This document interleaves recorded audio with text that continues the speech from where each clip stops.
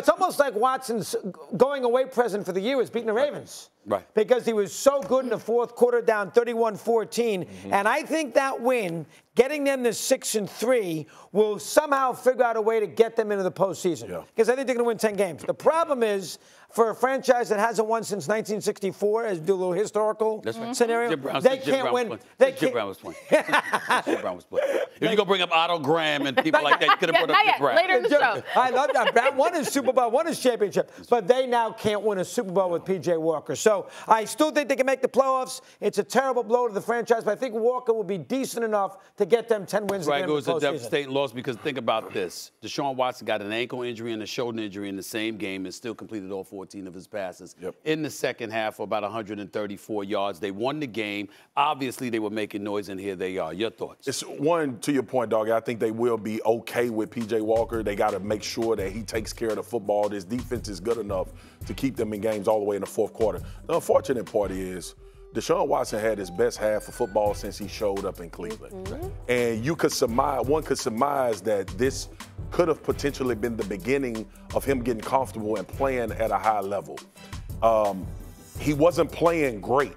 I think that's why you don't hear the devastation about what they could be as a football team. But that second half against the Baltimore Ravens, I'm sure was a momentum builder. I'm sure within that building, it started to kind of justify why you went out and got Deshaun Watson. It's unfortunate for him because he hasn't had time on task. Think about this, Stephen A. Doggy and K. Mark. We're about to be in year 3. I think he's only played 13 games. In the first 2 years, right? So you got a $230 million guaranteed contract because you thought that Deshaun Watson would return to what he was in Houston. You also haven't had him long enough to develop who you are identity-wise with him playing quarterback. And now you're in a situation where you arguably have the best defense in the NFL and you won't get to a Super Bowl. I know I'm sitting in the host chair this morning, but I have to say, just to start off the show, I'm incredibly disappointed in all three of you because you didn't bring up a couple of points that were very, very pivotal here. You did have Joshua Dobbs on your squad. You let him walk away. Look at what this man is doing in Minnesota right now. You didn't bring that up right there. You didn't bring that up. Well, I understand Jacoby Brissett, but Joshua Dobbs. Excuse me. Are we not talking about Cleveland? I thought we were talking about Cleveland. I mean, we talking about the 4 teams. Excuse me. You're right. Go ahead. Hold on. Calm down. Pause. Secondly, and most importantly, when you look at P.J. Walker and the third-string quarterback, they've combined for 1 touchdown and 8 interceptions. Ladies and gentlemen, the Cleveland Browns season is over. They ain't nothing more than the New York Jets now. That's what I'm disappointed that none of y'all said. It's over. Okay, you got a good defense. You got a great defense. But you have dudes at the quarterback spot who can't get it done, at least by the evidence that we've seen this season thus far. How neither of you, Stephen, bring up that point. Give me a second. Because that's wild. No, that's wild. Hold on. You was cooking in them birds of food. First of all, I would take P.J. Walker over Zach Wilson any day of the week and twice on Sunday. That's number one, all right? And we were just having a conversation a week ago about the Jets potentially getting into the playoffs if Zach Wilson just managed football games. That's right. Well, guess what defense is better? The Cleveland Browns defense is better than the New York Jets defense. But what I'm saying to you is they were still 1 and 2 when you had P.J. Walker or Dorian Thompson Robinson at the quarterback. P.J. Walker won 2 games back-to-back, all right? And I'm not talking about he won them, but he played enough. He did enough to have them in position. So you believe in P.J. Walker? I believe in P.J. Walker more than Zach Wilson. And if I'm going to say, have a conversation about the New York Jets potentially getting in the playoffs a week ago, I'm a damn sure have one about Cleveland. Watch your tone. And don't be going too long. Just because you're in the host chair don't mean ain't no tone watching. That's a different day. Go ahead. You know what I love about this job is that when I go to stadiums such as Cleveland Browns Stadium, the first thing I hear is, you know what, Kimberly, I love you on TV. You know why? Because you give it to Stephen A. because he doesn't know what he's talking about. So I'm going to tell you right now. They know better. The Cleveland Browns season is not over. And you know how I know their season is not over? Because I actually cover their games.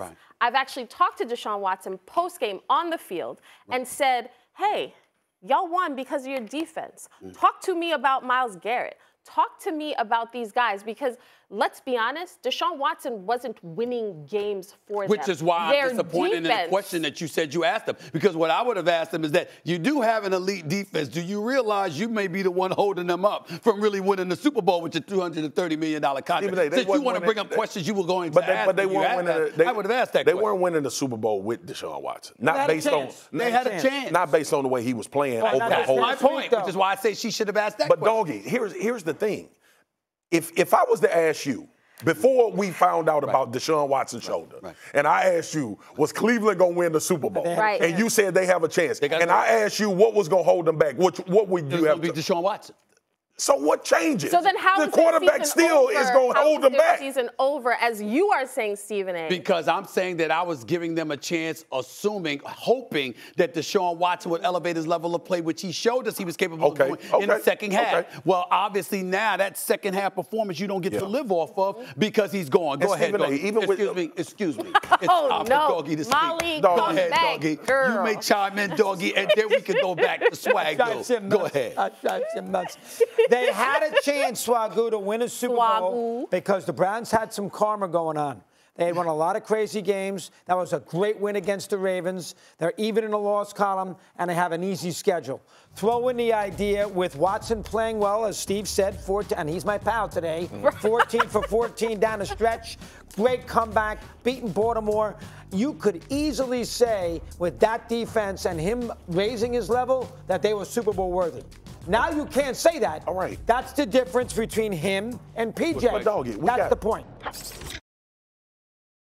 Who's the biggest beneficiary from Cleveland and Deshaun Watson going down right now? Who stands to benefit the most? How about Pittsburgh Sunday afternoon? Yep. Okay. Let's start there. Okay. We can start. Well, I would probably say the Bengals. Because when I look at the division, I still think this changes nothing about the Ravens. I still think the Ravens are going to win the division. I think the question for me has always been, can the Bengals can they bounce back and carry it on? And I don't know. We have questions about the Bengals now. I think the Browns, if PJ Walker somehow implodes and they don't get the same game management that they need, then maybe Bengals and Browns are fighting for those wild card spots, and you think Bengals. A lot of ifs and maybes. I go with Doggy because Pittsburgh has been doing what Cleveland is going to have to do.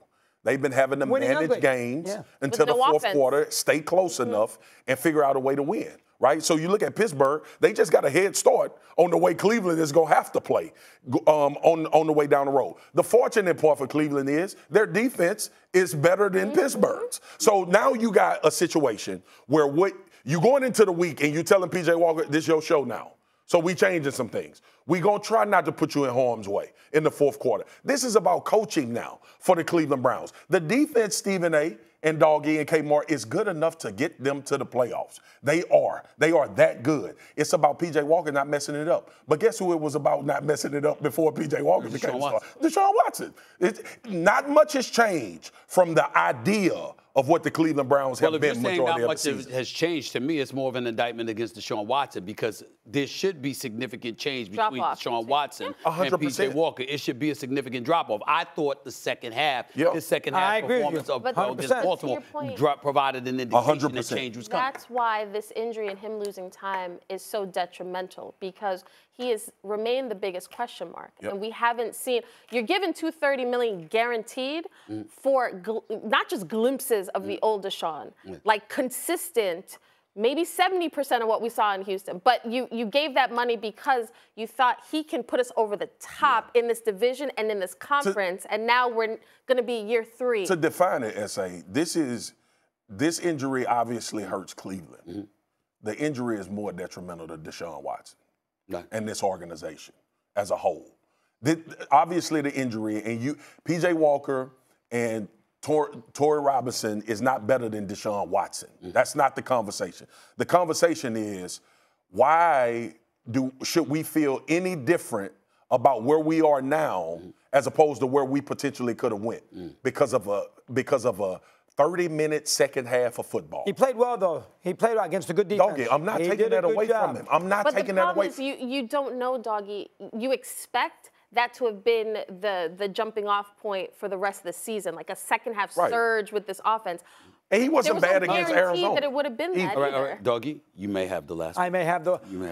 First off, to be fair, they scored 33 points against a very good defense in Baltimore, and only 7 of them came because of their defense. They did go down the field and drove for the tying touch for a big touchdown at 31-17, and they won the game on a drive late to kick the game-winning field goal. So Watson did spearhead 2 huge drives 100%. in the fourth quarter. So you got to give him credit for that. 100%. And I'm not sure if Walker can do that. And I think your point is 100% right. They got to play like the Steelers do. But right now, if you're a Cleveland Brown fan, get the 10 wins. They should be able to get the 10 wins. They should be able to do that. The problem is against, obviously, maybe Lamar later, certainly Mahomes, maybe Burrow, they can't get through the AFC with their quarterback status. That's the problem. That's enough for this subject.